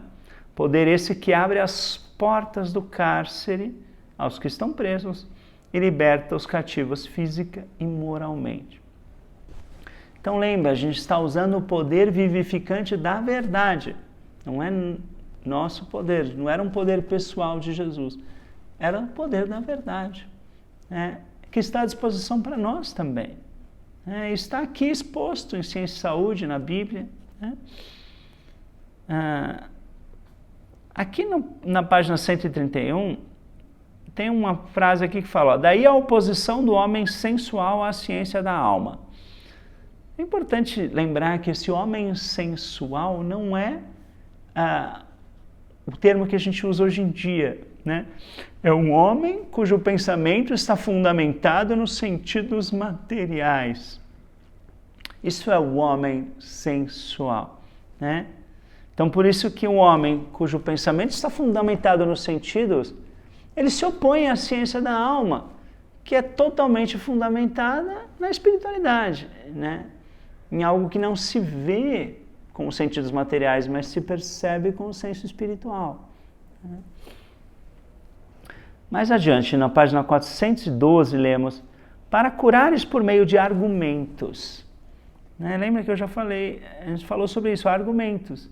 Precisamos, na maioria das vezes, usar argumentos, né? Porque o nosso pensamento está ainda distante da verdade. Se o nosso pensamento está perfeitamente alinhado à verdade, a gente não precisa usar argumentos. A gente simplesmente está tão cheio do amor divino, da verdade divina, que a alegação do erro vem, já bate, já some. Não, assim, o erro se desfaz naturalmente, né? Sem a gente precisar usar argumentos. Mas isso, pelo menos na experiência da maioria de nós, estudantes da ciência cristã, ainda não estamos nesse nível tão repleto da verdade, assim, né? Tão cheio do amor divino que nem precisamos usar argumentos, né? Geralmente vem uma alegação do erro, a gente precisa usar argumentos. Então, para curares por meio de argumentos, descobre o tipo da doença, encontra seu nome e alinha a tua defesa mental contra o físico. Daí, olha isso, né? Eu lembrei de uma experiência que eu vi num programa de rádio da Ciência Cristã, que a mulher estava doente e ela ficou doente muito tempo, né? Mais de 2 anos. E a pressão para que ela ficou se tratando pela ciência cristã e não se curava, né? Ficou fazendo de tudo, né? Acionou um praticista, lia Ciência e Saúde, fazia tudo melhor que ela podia pela ciência cristã e ainda durante 2 anos não foi curada. Daí um parente dela, né, dessa mulher, veio, ela tinha dado de presente Ciência e Saúde para esse parente, mas ele não era cientista cristão. Mas esse parente veio e trouxe esse trecho para ela. Olha, esse livro que você me deu da ciência cristã, está aqui escrito, ó, para se curares por meio de argumentos, descobre o tipo da doença, encontra seu nome e alinha a tua defesa mental contra o físico. Então ela falou, você tem que ir no médico para ver o que é isso. Né? O parente com uma preocupação legítima, né? É normal a pessoa ter essa preocupação. Geralmente as pessoas querem esse diagnóstico material. Fala, vai ver o que é isso. A pessoa fala isso por amor, não é por... né? É porque ela está preocupada com você. E é o que aconteceu com ela. Daí, essa pessoa se sentiu tentada, né? E orou com absoluta sinceridade. Será que é o melhor passo que eu devo dar agora? Né? Ir para um médico e pegar um diagnóstico da medicina para saber o que eu tenho? Ela orou com sinceridade para saber se esse era o passo que ela deveria dar. Né? Porque a gente nunca faz nada só por fazer, né? Tudo que a gente vai fazer, a gente faz por inspiração, né? E já li muitos testemunhos de pessoas que foram inspiradas a ir para um médico e pegar um diagnóstico, né? Mesmo se a intenção dela não era se tratar pela medicina, né? E a pessoa foi lá, pegou o diagnóstico, o nome é esse? Beleza, vou voltar para casa e vou orar pela ciência cristã, mas justamente usando argumentos específicos para denunciar essa crença específica, né? E às vezes ela pegou o diagnóstico porque a empresa exigia, ou porque o cônjuge não é cientista cristão e pediu para ir no médico pegar um diagnóstico. Então já aconteceu inúmeras vezes, né, de cientistas cristãos, mesmo sem a intenção de ser tratado pela medicina, foram ao médico pegar um diagnóstico, né? E o diagnóstico era de tal ou tal doença, e a pessoa usou a ciência cristã e se curou, né? Agora, de maneira geral, a maioria das pessoas prefere não pegar o diagnóstico. Por quê? Porque no momento que você vai no médico, ele afirma que aquela doença é real, é perigosa, que você precisa se tratar pela matéria, pela materialidade. Isso tudo aumenta o seu medo, né? Aumenta a crença na doença. E daí fica mais difícil, às vezes, você se curar. Porque o método da ciência cristã é negar a doença, é não dar realidade à doença. E daí você vai num cara que afirma a doença e dá realidade à doença, esse cara não está te ajudando, ele está te atrapalhando, né? Então, por isso que, de maneira geral, a maioria dos cientistas cristãos prefere não ir no médico para pegar um diagnóstico, porque a crença do médico provavelmente vai te atrapalhar na sua oração, né? Porque ele vai dar mais realidade ao erro, e a nossa oração é dar sempre menos realidade ao erro e mais realidade a Deus. Mais realidade à verdade divina que cura, né? De qualquer forma, essa mulher que eu estava contando, ela, mesmo com 2 anos de doença, né, ela teve essa inspiração, ela falou, olha, mas eu já sei o nome dessa doença.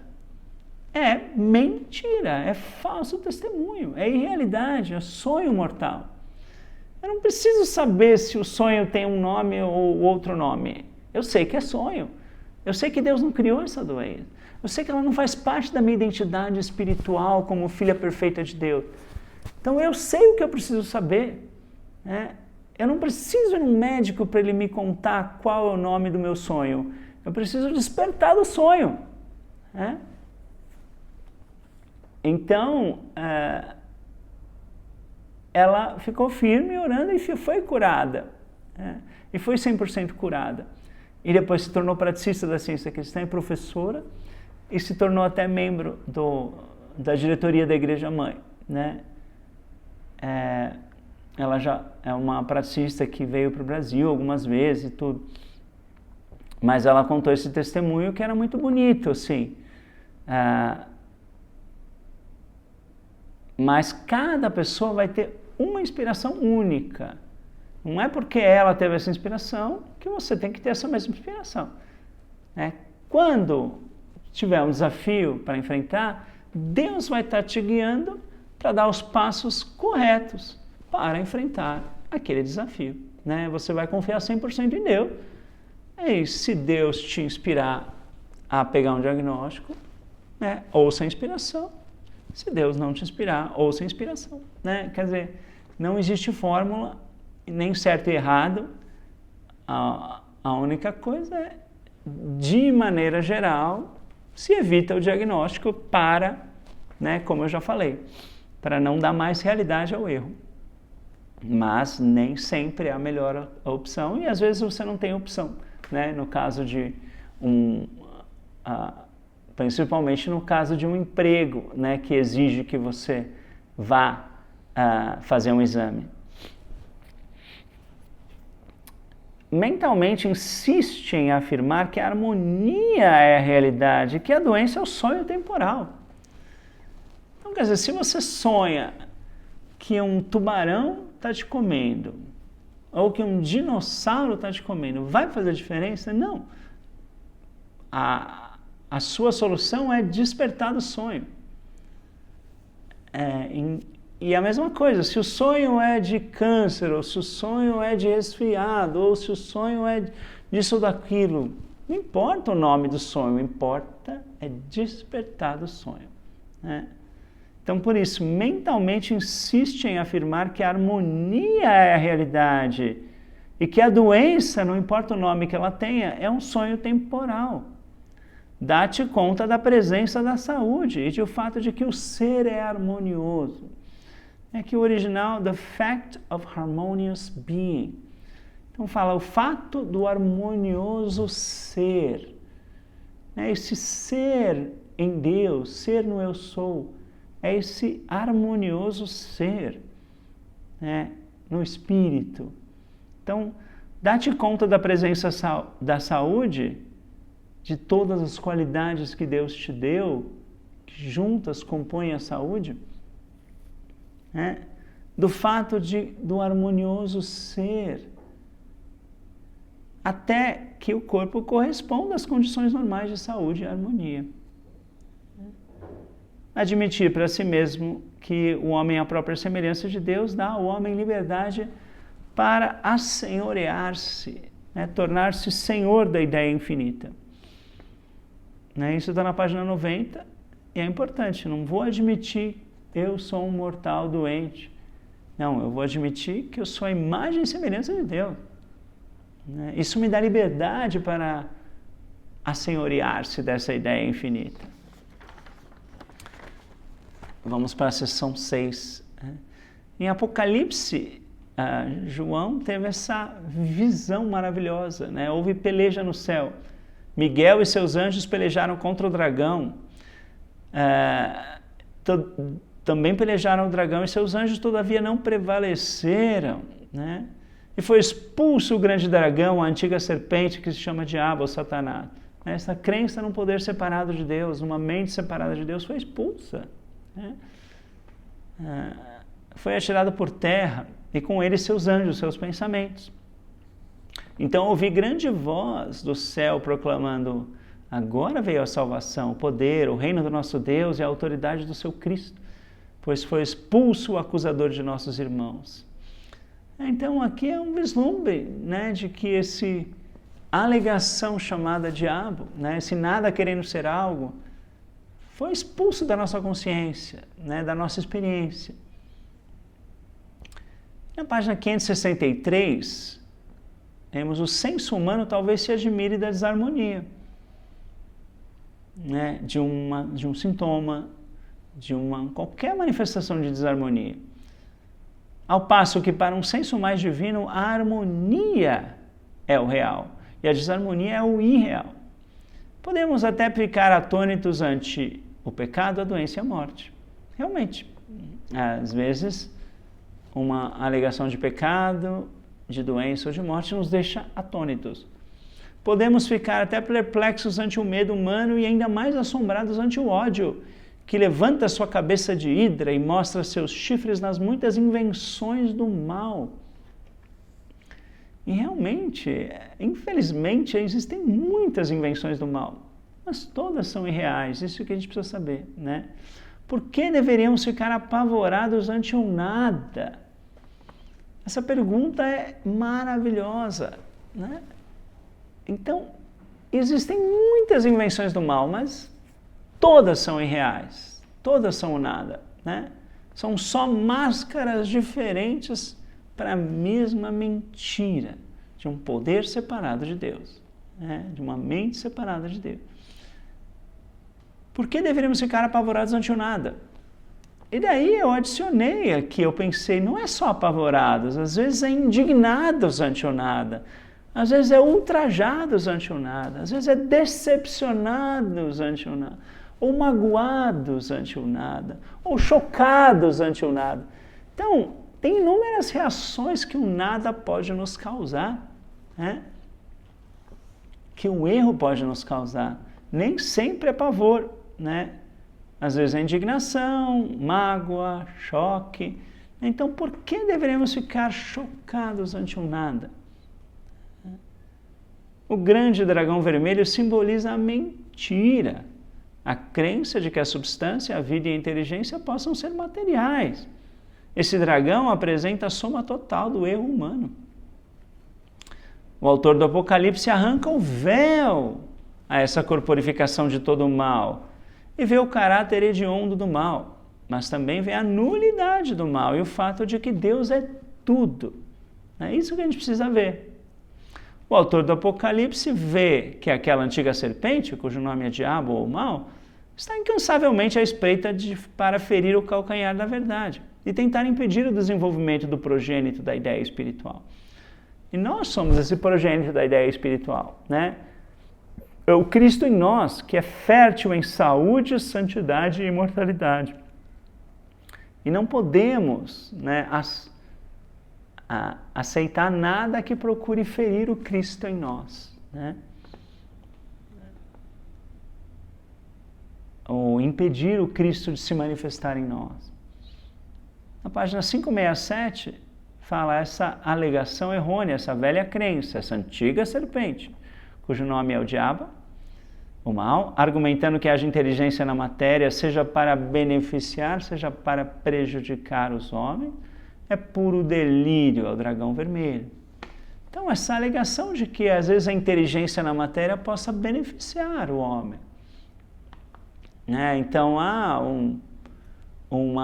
um alimento vai te trazer benefícios à sua saúde, né? É a mesma crença de que um alimento possa trazer malefícios à sua saúde, né? Então, às vezes, né? Então está falando argumentando que haja inteligência na matéria, seja para beneficiar, seja para prejudicar os homens. Então não vamos aceitar a inteligência na matéria, né? A inteligência é o espírito, é a mente divina, né? O bem é o espírito. É puro delírio, essa alegação é puro delírio, é dragão vermelho. E ela é expulsa pelo Cristo, a verdade, a ideia espiritual. Ficando dessa forma provado que esse argumento não tem poder.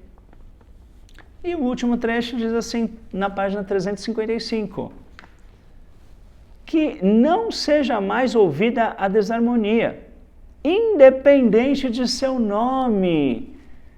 Então não importa se você sabe o nome da desarmonia ou não sabe o nome da desarmonia, né? Não seja mais ouvida a desarmonia, independente de seu nome ou natureza.